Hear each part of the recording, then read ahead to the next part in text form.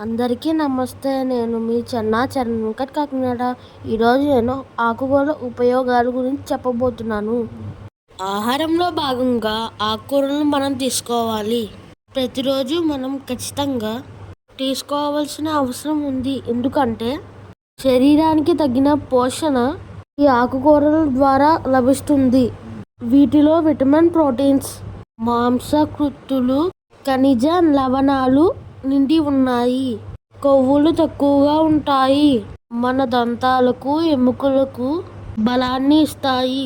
గుండె సంబంధ వ్యాధులు రాకుండా కాపాడుతాయి.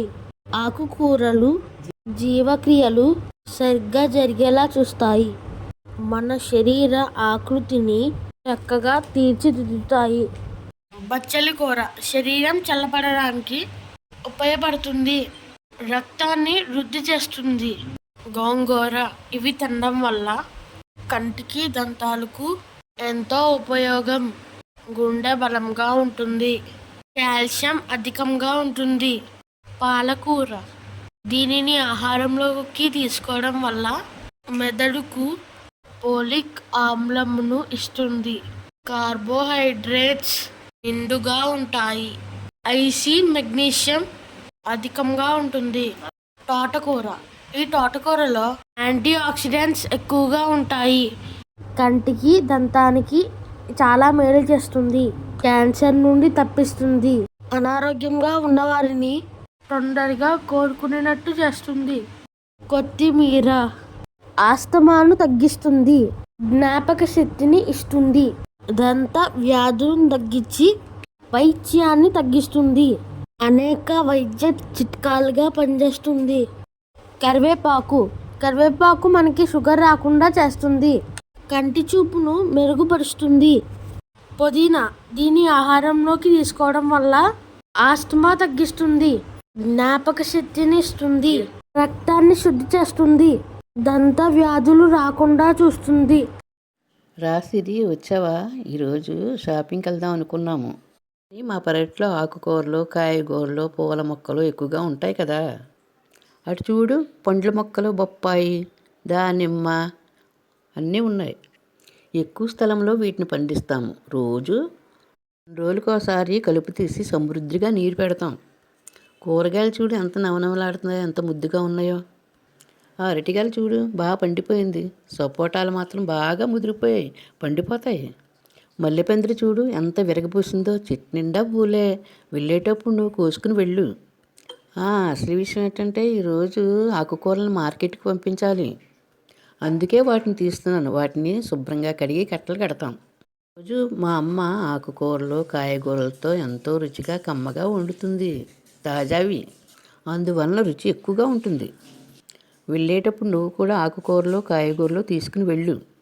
కూరున్నది, గోంగూరున్నది, చుక్కకూరున్నది మా పెరటిలో.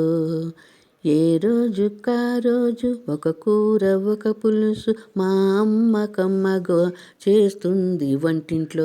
తోటకూరున్నది, గోంగూరున్నది, చుక్కకూరున్నది మా పెరటిలో. ఏ రోజు రోజు ఒక కూర, ఒక పులుసు మా అమ్మ కమ్మగా చేస్తుంది వంటింట్లో. పచ్చల కూరున్నది, మెంతి కూరున్నది మా పెరటిలో. ఏ రోజు రోజు ఒక కూర, ఒక పులుసు మా అమ్మ కమ్మగా చేస్తుంది వంటింట్లో. కూరలము మేము ఆడి పాడవచ్చాము. ఆకుకూరలము మేము ఆడి పాడవచ్చాము. గోంగూర, గోంగూర, గోంగూర పేరు గోంగూర, మా ఊరు గోకవరం.